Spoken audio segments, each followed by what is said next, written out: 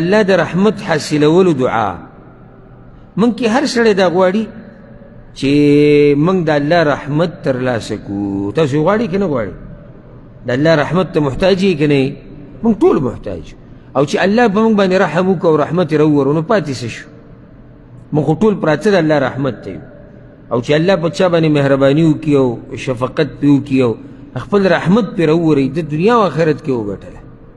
د دې رحمت حاصلولو دپاره قرآن کې دعا ده. دا دعا اصحاب کهف والا غوښتلې وه. اصحاب کهف والا پېژنئ؟ غار والا ځوانان چې د باچا نه تښتېدلي وو او بیا په یو غار کې پټ شوي وو، ځکه چې موحدین و عقیده د توحید وه، او هلته پې الله مرګ راوستی.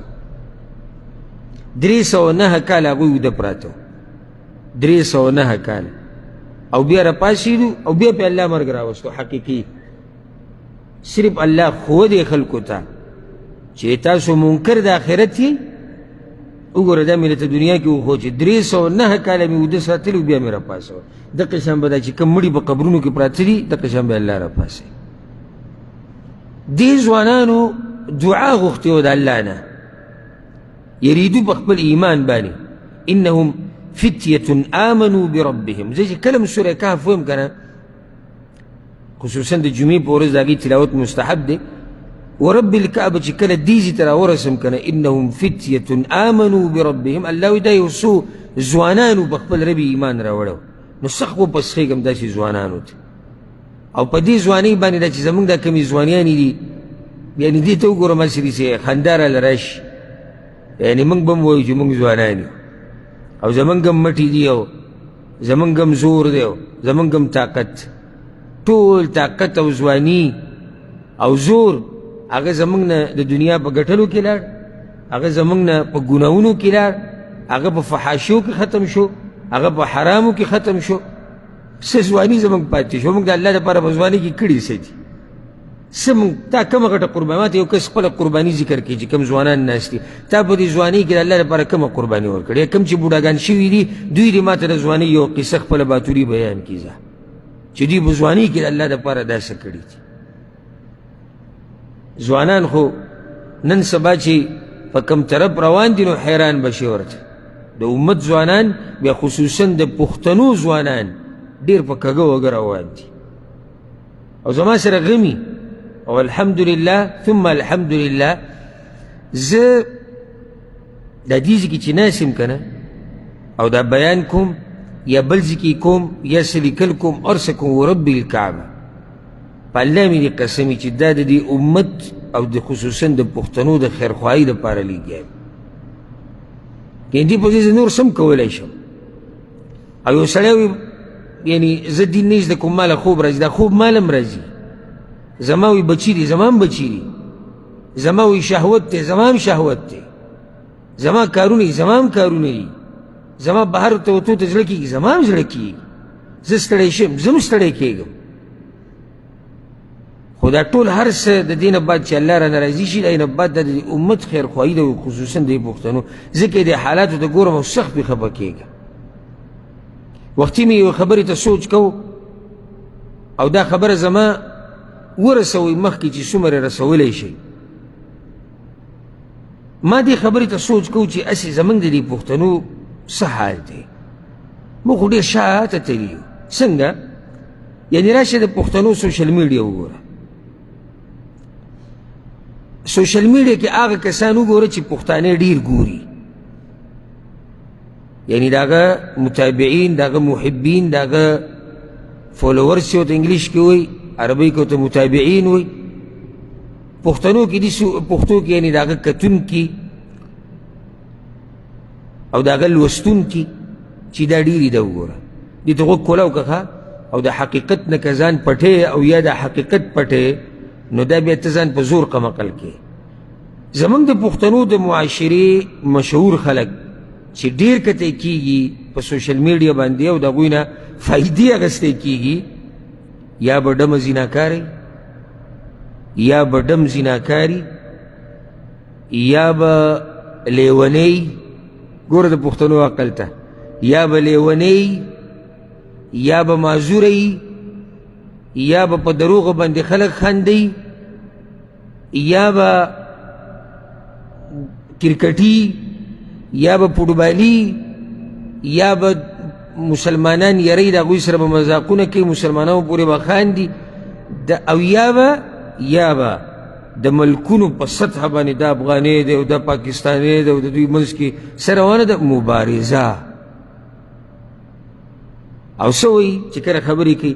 وایي طرفینو ته چې کوم مبارزین دي، مبارزین نه ده شین اسمان، مبارز څه ته وایي؟ ته مبارز دلته ناسې کنځلې کې پښتنو ته د هغوی مور خور کنځي، هغوی ستا مور خور کنځي، ته دې ته مبارزه وایي؟ دا مقابله روانه ده.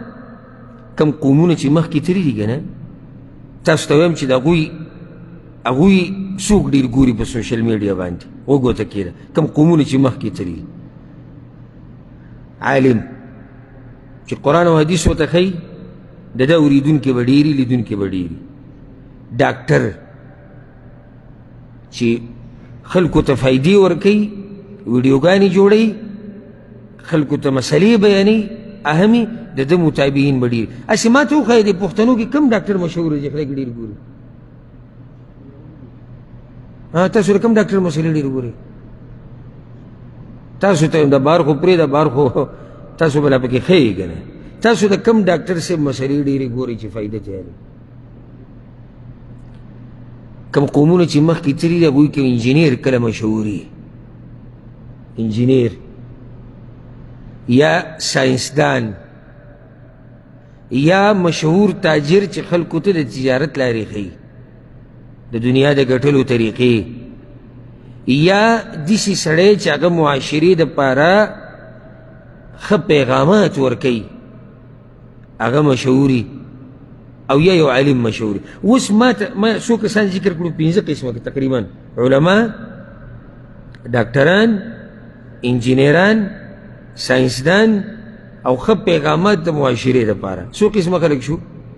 5. نور هم دي، خو هسې دا ما یو څو ذکر کړو. په دې 5 کې ما ته ووایه چې پښتنو کې کوم یو مشهور دی؟ تاسو کوم یو ډېر ګورئ پښتنو کې؟ کم یو ته تاسو ډېر پراته یې؟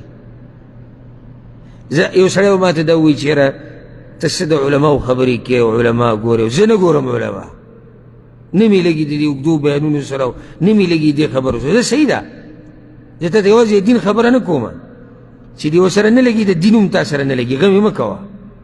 او چې دې زموږ سره نه لګي، زموږ د سره هم نه لګي.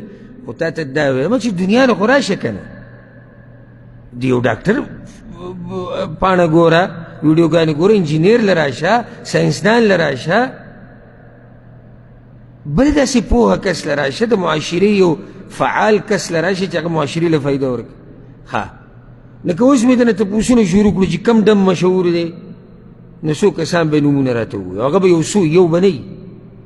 کومه ډمه مشهوره ده، کم اجرا مشهور دی، کم لیونی مشهور دی، کم معذوره مشهور دی، کم د دروغو خلک چې په دروغ خاندي هغه مشهور دی، کم فحاش مشهور دی، کم کرکټي مشهور دی، کم فوټبالي مشهور دی. دا ټول به راته شروع وکړي، دا ټول هغه ته پراته دي. هسې دا قوم به مخکې لاړ شي چې یو قوم د یو قوم مشهور دی، دا کوم چې ما ذکر کړو، دا قوم مخکې نشي تللی، د ده له زه لیکل در کوم. ته دا ترقي یافته خلک وینه، که هغه عرب دي او که هغه د عجم دي، او په عجمو کې بیا د انګریزان دي، که هر څوک دي. تاسو ته دا پته شتي؟ ډېر تعجب کې به لاړ شي اګر که دا خبره اوږده شي، څه خبره نه ده. دا موبایل د انګریزانو راویستی دی، جوړ کړی خو دوی دی که نه، او دوی ډېر نه ګوري.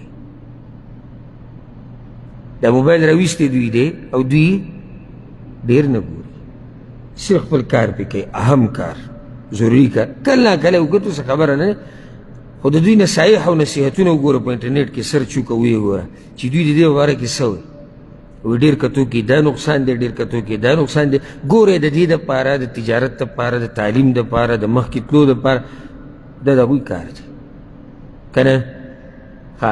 زموږ سره چې ځوانانو سره لیپټاپ په کور کې پروت وي، لیپټاپ، په دې لیپټاپ کې به دی څه ګوري؟ اکثر هغه فلمونه دي یا د کرکټ میچونه دي. او د دغه خلکو سره چې لیپټاپ یې هغه سره په بیګ کې پروت وي، چې کوم ځای ته روان وي، هغه لیپټاپ ځان سره وړي، د هغې نه فایده